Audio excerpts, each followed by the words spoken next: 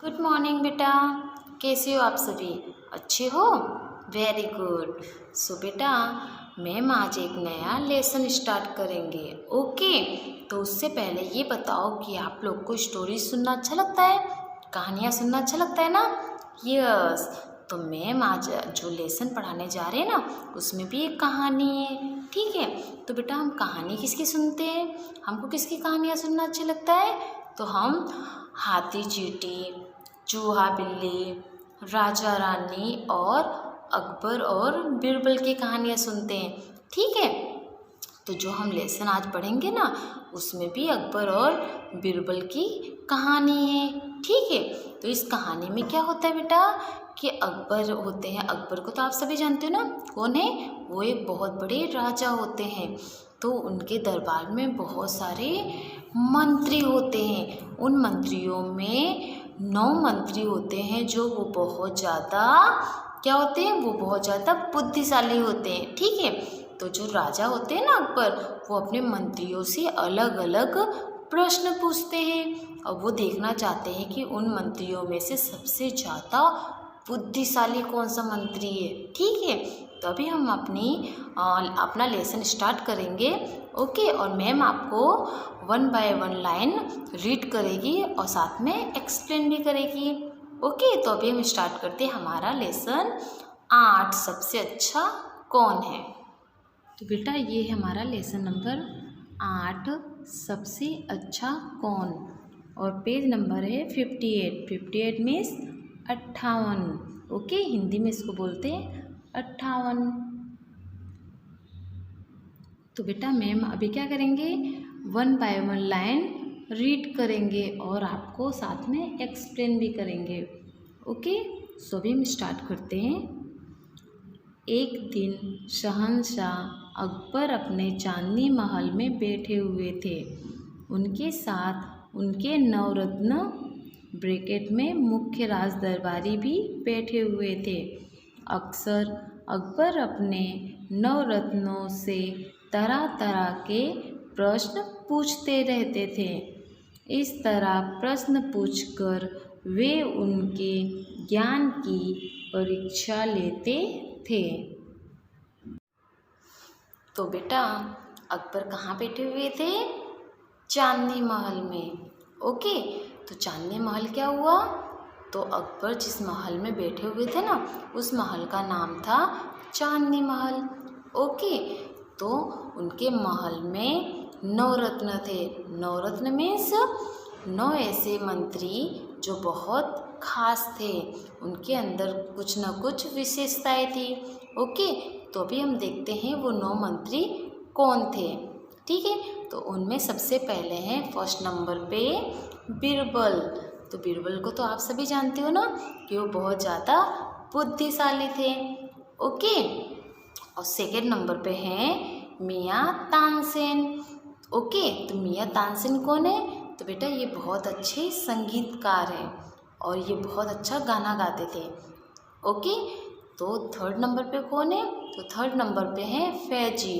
फैजी कौन है? तो फैजी एक कवि हैं जो अकबर के दरबार में कविताएं लिखा करते थे। ओके, और अब है फोर्थ नंबर। फोर्थ नंबर में कौन बेटा? तो अबुल फजल। अब अबुल फजल कौन थे? तो वो एक लेखक थे, इट मीन्स राइटर। ओके, और फिफ्थ नंबर, तो फिफ्थ नंबर पे हैं राजा मानसिंह। राजा मानसिंह कौन थे बेटा? तो वो अकबर के सेना के सेनापति थे। तो अकबर के दरबार में तो बहुत सारे सेनाएं हुआ करती थी ना, तो उन सेनाओं के सेनापति थे। और साथ में ही अकबर की जो बेगम थी ना, उनकी वाइफ जोधा, तो उनकी भतीजे भी थे। ओके, अब है 6 नंबर। तो 6 नंबर में है राजा टोडरमल। राजा टोडरमल कौन थे बेटा? तो वो थे वित्त मंत्री, जो राजा के दरबार में जितने भी कोई चीज़, पैसों की कोई भी चीज़ें हुआ करती थी ना, तो उसका हिसाब लिया करते थे। ठीक है, और 7th नंबर पे है मुल्ला दो प्याजा। मुल्ला दो प्याजा कौन थे? तो वो अकबर के सलाहकार थे, वो अकबर को सलाह दिया करते थे। और अब है 8 नंबर पे है फ़कीर अबुद्दीन। अबुद्दीन कौन थे? तो वो भी अकबर के सलाहकार थे। अब लास्ट है 9 नंबर। 9 कितने होते हैं? 5 + 4 9। ओके, तो 9 नंबर पे कौन है? तो अब्दुल रहीम खाना खाना। ये कौन है? तो आपने अभी देखा था ना, मैम ने एक पोएम आपको पढ़ाई थी, नीति सागर। ओके, तो नीति सागर में हमने रहीम के बारे में पढ़ा था ना, तो उनके दोहे पढ़ा था। तो रहीम जो थे बेटा, वो बहुत अच्छी गज़ल और दोहे लिखा करते थे। तो उनकी खासियत थी कि बहुत अच्छे गज़ल लिखा करते थे। ठीक है, तो ये जो थे वो नवरत्न थे। तो और राजा अकबर जो थे वो अपने इन नवरत्नों से हमेशा अलग अलग क्वेश्चन किया करते थे, मीन्स प्रश्न किया करते थे, और देखना चाहते थे कि मेरे नवरत्नों में से कौन सबसे ज़्यादा इंटेलिजेंट है। ओके, तो अभी हम देखेंगे कि अकबर इनसे कौन से क्वेश्चन करते हैं। ठीक है, एक दिन अकबर ने अपने नवरत्नों से प्रश्न पूछा, कौन सा फूल सबसे अच्छा होता है? दूध किसका सबसे अच्छा होता है? मिठास किसकी सबसे अच्छी होती है? पत्ता कौन सा सबसे अच्छा होता है? तथा सबसे अच्छा राजा कौन सा है? तो बेटा अकबर ने कौन से प्रश्न किया? अकबर ने पूछा सबसे पहले कि सबसे अच्छा फूल कौन सा है, सबसे अच्छा दूध किसका है, सबसे अच्छा मिठास किसकी होती है, सबसे अच्छा पत्ता कौन सा होता है, और लास्ट में पूछा कि सबसे अच्छा राजा कौन है। ठीक है, तो अभी हम देखते हैं कि सभी नवरत्नों ने कौन सा आंसर दिया और सबसे अच्छा आंसर किसने दिया है। ओके, तो अब हम आएंगे पेज नंबर 59। सबकी अपनी अपनी पसंद होती है, इसीलिए सभी नवरत्नों ने अलग अलग उत्तर दिए। एक ने कहा गुलाब का फूल सबसे अच्छा होता है, तो दूसरे ने बताया कमल का। किसी को गाय का दूध अच्छा लगता था, तो किसी को बकरी का। कुछ गन्ने की मिठास को सबसे अच्छा कहते थे, तो कुछ शहद को सबसे मीठा समझते। किसी ने केले के पत्तों को अच्छा कहा, तो किसी ने नीम के पत्तों को। अच्छे राजा के बारे में भी सबकी राय अलग अलग थी। जो राजा की चापलूसी करने वाले थे, उन्होंने तो शहंशाह अकबर को ही सबसे अच्छा राजा बता दिया। अकबर को सभी उत्तर अच्छे लगे, लेकिन बीरबल बिल्कुल चुप थे। अकबर ने उनसे भी उत्तर देने के लिए कहा। कुछ देर तक बीरबल सोचते रहे, फिर बोले, आलमपना, कपास का फूल सबसे बढ़िया होता है, उसी से हम सबको शरीर ढकने के लिए कपड़ा मिलता है। माँ का दूध सबसे अच्छा होता है, क्योंकि उसे पीकर बच्चा शक्तिशाली बनता है।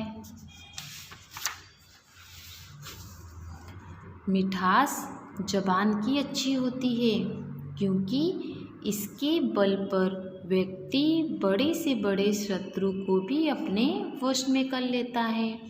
पत्तों में पान का पत्ता सबसे बढ़िया होता है, उसे दुश्मन को खिलाए तो वह भी मित्र बन जाता है। पान का बीड़ा उठाने पर हर आदमी ईमानदारी से अपना वचन निभाता है। राजाओं में सबसे अच्छे राजा इंद्र हैं। इंद्र की कृपा से ही आकाश में से वर्षा रूपी अमृत बरसता है। बीरबल का उत्तर सुनकर अकबर बहुत प्रसन्न हुए। सभी नवरत्नों ने भी बीरबल की बहुत प्रशंसा की। तो बच्चों देखा आपने, सभी लोगों ने अलग अलग आंसर दिया, लेकिन सबसे बेस्ट आंसर किसने दिया? बीरबल ने। क्यों? क्योंकि बीरबल बहुत बुद्धिशाली थे। ठीक है, तो बीरबल ने क्या उत्तर दिया? सबसे अच्छा फूल कौन सा होता है? बोलो, कपास का फूल। क्यों? क्योंकि कपास से क्या बनता है, कपास से धागा बनता है और धागे से क्या बनता है, हमारे कपड़े बनते हैं जो हमारे शरीर को ढकने में काम आता है। ठीक है। और दूसरा प्रश्न क्या था, सबसे अच्छा दूध किसका होता है, तो बोलो किसका होता है, यस, माँ का होता है। क्यों, क्योंकि बेटा जो दूसरे दूध हम पीते हैं ना वो पाउडर से बने होते हैं और जो मम्मा का जो दूध होता है ना उससे पीकर बच्चा बहुत शक्तिशाली बनता है। ठीक है। और थर्ड क्वेश्चन कौन सा पूछा था, मिठास। तो मिठास सबसे अच्छी किसकी होती है, बोलो, मिठाइयों की होती है, नो।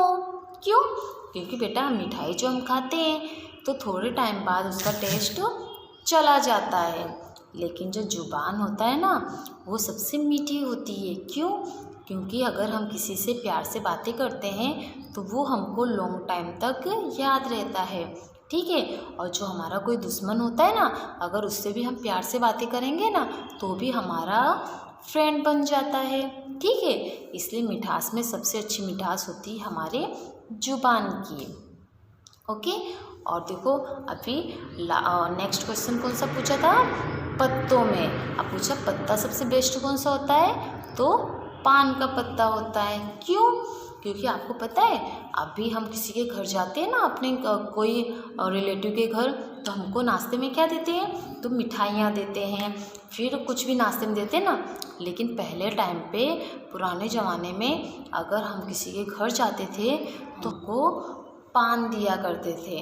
तो इससे क्या होता है बेटा कि पान खाने से हमारा दुश्मन भी होता है ना वो हमारा मित्र बन जाता है। ठीक है। इसलिए पान खिलाया जाता था। ओके। बेटा लास्ट क्वेश्चन कौन सा था कि सबसे अच्छा राजा कौन है, तो सबसे अच्छा राजा कौन है बेटा, भगवान इंद्र। क्यों, क्योंकि इंद्र देव की कृपा से ही तो बारिश होती है ना, और बारिश हमको कितने फ़ायदे होते हैं बारिश से, आप सब जानते हो ना। यस। तो बीरबल के उत्तर सुनकर सभी लोग बहुत खुश हो गए और अकबर भी बहुत खुश हो गए। इसी से कहा जाता है कि बीरबल बहुत बुद्धिशाली था। ठीक है। तो बेटा यहाँ पे हमारा लेसन ख़त्म होता है। आपको अच्छा लगा लेसन? यस। तो बेटा यहाँ इस लेसन से हमको क्या सीखने को मिला? यस, कि हमको कभी दूसरों की चापलूसी करना नहीं चाहिए। क्यों, क्योंकि बेटा सबके पास दिमाग होता है। ओके। और सबका सोचने का तरीका भी अलग अलग होता है, लेकिन कुछ लोग होते हैं जो दूसरों की चापलूसी करके आगे बढ़ना चाहते हैं, और कुछ लोग होते हैं जो बेटा अपना दिमाग लगा के आगे बढ़ना चाहते हैं। तो हमको यहाँ पे स्टोरी से ये सीख मिली है कि हमें हमेशा अपनी बुद्धि से काम लेना चाहिए और दूसरों की चापलूसी करना नहीं चाहिए। ठीक है। सो बाय बाय बेटा।